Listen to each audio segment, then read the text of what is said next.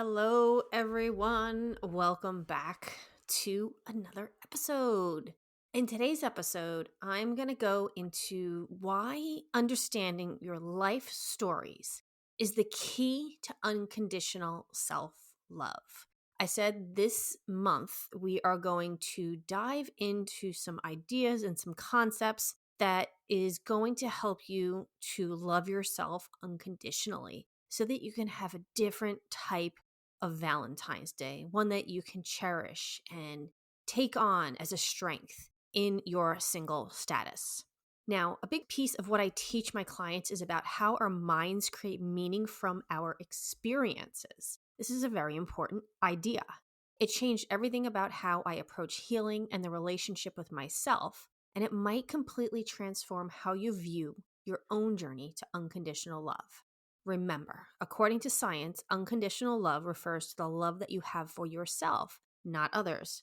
As of now, science shows that love for another comes with conditions, and humans may only be capable of unconditional love for oneself. Again, I please ask you to refer back to January's episodes if you have not listened to them. They explain this phenomenon in detail. Welcome to Intentionally Single, Seeking But Not Settling. I'm Lauren Jean, your host, integrative wellness coach, and hypnotist. Each week, we explore mindset shifts and mind-body strategies to help you live life intentionally single and content while remaining open to possibilities. Unlike typical dating advice, we focus on personal fulfillment to attract genuine love. Join us to transform unconscious patterns and embrace your intentionally single lifestyle. Stop feeling deflated by the dating world and start prioritizing the most important relationship, the one with yourself. Welcome to Intentionally Single, Seeking Not Settling. I am your host, Lauren Jean. Thank you for joining me. Today's exploration is about how our minds desperately need to make sense of our experiences and how this need shapes everything about who we become and how we love. In this episode, I'm going to be giving you my first 2 steps on how you can begin to cultivate unconditional love or self-love, whichever you prefer to call it, for yourself without feeling like a fraud or like you are lying to yourself. This process began back in 2020 when the world came to a halt and I had lots of time to spend on myself and uncover the stories that had shaped my life. At this point, I had been practicing hypnosis for about 2 years and was working with clients to help them understand their own stories to change their lives. But this was not a planned out strategy like it was today. Back then, I was just kind of flying by my pants, exploring hypnosis, working with coaching, working with people. But it took a pandemic and lots of time for me to realize that what I was doing with people and myself was working. During this time, I also discovered how my brain was lying to me to make these stories that I formulated in my head prove true, and how I allowed myself to stay stuck in victimhood or my very own suppressed emotions of anger, frustration, anxiety, sadness that had caused my low self-esteem for most of my life, but especially when it came to relationships with men. Throughout all of 2020 and beyond, I was able to develop a process in which I could find the stories that my mind made up about me, and my brain found the evidence and allowed the victimhood to remain. And I was able to connect those pieces to make a whole life story. I was able to disconnect from those stories and create a new identity. I could start to remember who I was when I was a kid, the things that I loved to do, the things that I was good at, and I learned to trust myself again and embody the stories that I wanted to be true. And then I could notice how my life began to shift in that direction, the direction I actually wanted. I know this seems like a lot of work, but remember, if you truly want to change your life, your dating circumstances does not happen in a day or a week or even a month. It takes dedication and discipline, and that is why you are here, because that is who you are. And you don't have to do it alone. This is my specialty and my love, my goal in life, and in my private practice. I help you to get started, and I help you to guide your inner success. Now, let's get into the episode. From the moment we're born, our brains are always trying to make sense of everything that happens. around us and to us. This is the job of your brain, to understand and make sense of things in your life. Without the brain doing its job of making sense, you're walking around in confusion. It's like being in a bubble and not being able to hear what's going on in the world. Have you ever had brain fog? It's kind of like that.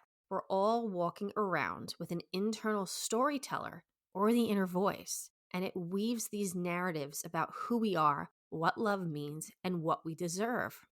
These stories become our beliefs, and this is what's powerful. Our beliefs literally create our reality. I know you've heard that term before, probably everywhere, but think about it. If you believe you're unworthy of love, you'll find evidence to support that.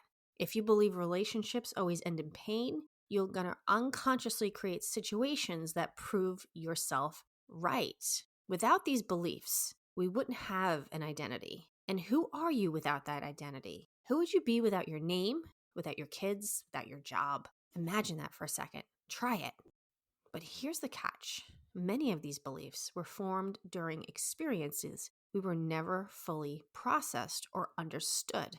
They happen when we're a child and when we're going through trauma or other circumstances that we can't explain or remember. They're running in the background of our lives like kind of old software, and software that we never chose to install or update. How our life stories and emotions are connected are fascinating. When we hold on to unprocessed stories, they don't just live in our minds. They actually get stored in our bodies as emotional energy. The science behind this is really incredible. I've read so many research articles on this. And the research shows that emotional suppression actually changes our nervous system's response patterns. When we feel resistance, our emotions are not just avoiding temporary discomfort, we're creating long-term patterns of tension and stress in our bodies. But here's what's really cool. When we learn to release these stored emotions by facing and processing our stories, our emotional intelligence naturally increases. We develop better stress response patterns, our capacity for self-awareness expands, and we create new neural pathways for processing feelings. Think about emotional intelligence like a muscle. Every time we face a difficult emotion, instead of running from it, we're doing emotional workout. Our capacity to understand and work with our feelings grows stronger. I've done this, and wow, what an experience. It does really get easier, but it takes practice and discipline. And this is where our life stories become crucial. Each story we uncover and process will release stored emotional energy in a certain area of your body. It creates new understandings of our patterns, making us more aware of what's going on. It increases our self-awareness and it builds our emotional resilience. The science has revealed how our emotions work in our bodies. Researchers have discovered that our heart rate variability, or HRV, which is basically how our heart responds to stress, it actually tells us a lot about our emotional health. When we suppress or push down our emotions, we're not just avoiding feelings, but we're actually changing how our nervous system functions. Think of it like this. Every time you push down an emotion, say anger, frustration, or sadness, you're creating a pattern in your body that makes it harder to handle stress in the future because you are not practicing doing hard things and telling your body that you cannot handle doing the hard things. Or maybe you're saying that you'll do it tomorrow or next week, I'll do it. We've all been there. Oh, I'll start on Monday. But the research also shows that when we allow ourselves to feel and process emotions, our bodies literally become better at handling stress.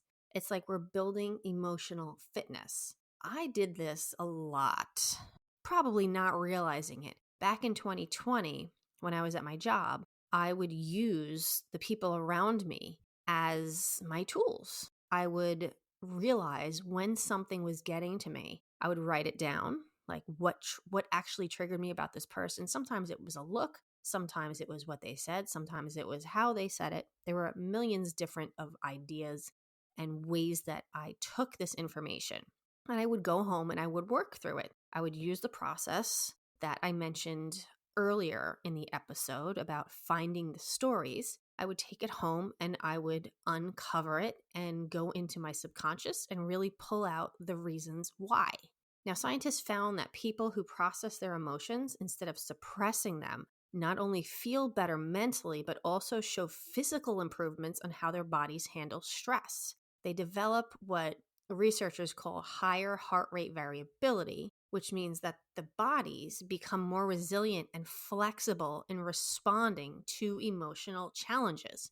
It is really cool. I've lived it, I've done it, I've used myself as an experiment over many, many years. So I have been able to build up my resilience on not only emotions, but the cold as well. So I've done this practice of doing hard things. I have been doing cold plunges for years. And although it's been a while, and I do really want to get back to it, I now go into the cold weather outside and I don't notice that it's 30 degrees or below. I don't wear winter jackets. I go for walks in what others might label as frigid. I wear tank tops year round.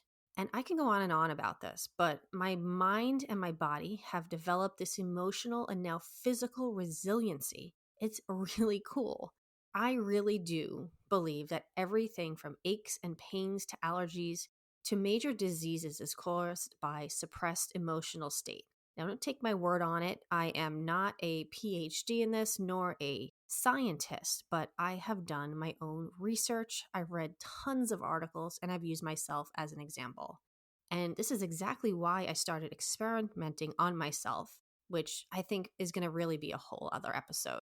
All right, now, facing our stories, feeling our emotions is not just psychological work, it's actually physical work too. Every single time you allow yourself to feel a difficult emotion instead of pushing it away, you're not just healing emotionally, you are literally rewiring your body's stress response system to be healthier and more resilient. And who doesn't want that? Our minds and our bodies work together, especially when it comes to processing our life stories. Remember mind rule number 1? Our brains prefer what's familiar, even if it's painful. This is why we often keep repeating patterns that do not serve us. And research has also shown that when we suppress emotions, we're actually reinforcing these familiar neural pathways. And here's something that's remarkable. Our hearts physically respond to this suppression by becoming less flexible in handling stress. And here's where mind rule 5 comes in. Our minds will create evidence to support what we believe. I keep repeating these mind rules because I really want you to remember them in the exact words, because these can apply to so many other areas in your life. So, mind rule again, number 5. Our minds will create evidence to support what we believe. When we start facing our life stories, understanding them, we begin creating new evidence that supports our healing rather than our hurt. And the science shows that this isn't just psychological, it's physiological. Our heart rate variability actually improves, so it increases when we process our emotions instead of suppressing them. So step 1 of healing is uncovering these stories. Think of yourself as an emotional archaeologist, carefully digging up every single experience that shaped you. And it's not just about remembering, it's about understanding how these experiences created your belief about love, about worth, and about relationships. And step 2 is where the magic happens, connecting these pieces. When you start seeing how your experiences link together, you develop something called emotional coherence, where your brain literally creates new neural pathways as you make these connections. This is where self-compassion naturally emerges. You start understanding why you develop certain patterns, and this understanding leads to genuine self-love because you are now understanding yourself. Research shows this kind of emotional processing actually improves your body's stress response system. So you're not just healing your mind, you're rewiring your nervous system to support healthy emotional patterns. This is how unconditional self-love begins, not from forcing positive thoughts or using affirmations, but from truly understanding and accepting your entire story. Now, let me share a powerful exercise that can help you start this journey of understanding your stories. If you have the time and the space to take a moment for yourself, sit down with a journal, or just sit down and close your eyes and listen to my words. First, I want you to think of a current pattern in your relationships that you'd like to understand better. Maybe it's how you react in relationships, according to, in fights or disagreements, or how you feel about yourself in certain situations. Write this pattern at the top of your page. Now close your eyes and breathe mindfully and comfortably. Notice how your breath feels as you breathe in through your nose and you let it out.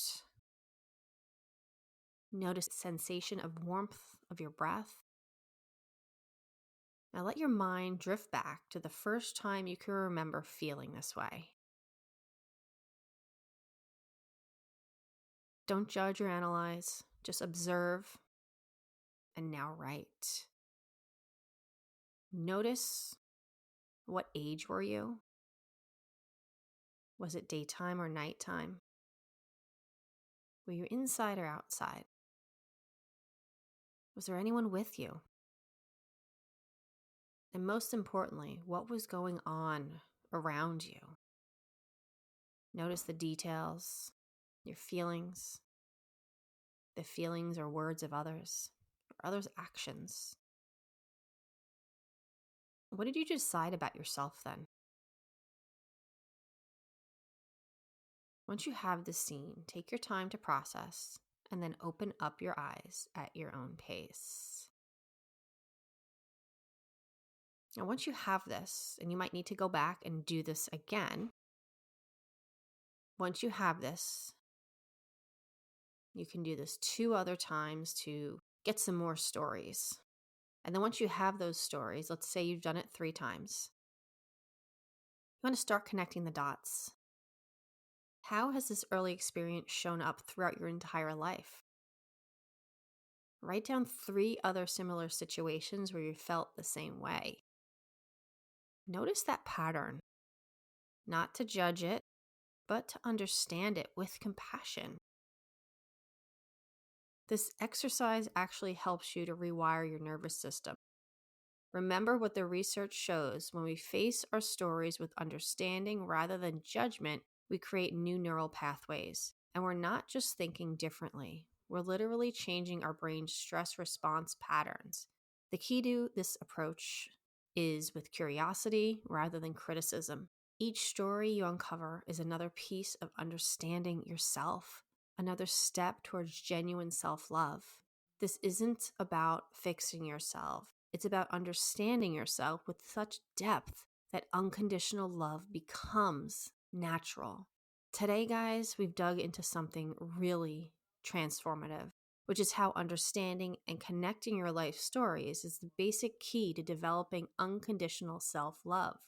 We've learned that our brains naturally create stories to make sense of our experiences, and these stories become the beliefs that shape our reality and dating experiences. Science shows us something remarkable. When we suppress our emotions and avoid our stories, we're not just affecting our minds, but we're actually changing our body's ability to handle stress. But when we face these stories with compassion and understanding, we create new neural pathways that lead to genuine self-love and emotional resilience. The first 2 steps of my process, uncovering your stories and connecting the pieces, you can begin to understand why you develop certain patterns and beliefs about love. This understanding isn't just psychological, it's physiological, rewiring your nervous system for better emotional health. If you are ready to dive deeper into understanding your own stories and developing unconditional self-love, I invite you to work with me one-on-one together. This is the best way that you can get the most from your experiences and understand yourself at a deep level. Together, we can uncover the patterns and the stories that have been holding you back in dating and transform them into stepping stones towards authentic self-love. Please email me at intentionallysinglepodcast@gmail.com to learn more about private coaching. And if today's episode resonated with you, please take a moment to rate and review the show. Your reviews help other singles discover these powerful tools for self-discovery and transformation. Next week, we're going to explore more of the journey to unconditional self-love. We'll dive into how to disconnect from the old stories that no longer serve you and begin creating a new identity based on who you truly want to become while dating or being single. If today's episode about understanding your stories touched you, next week we'll show you how to begin rewiring them. Thank you so much for tuning to Intentionally Single, Seeking Not Settling.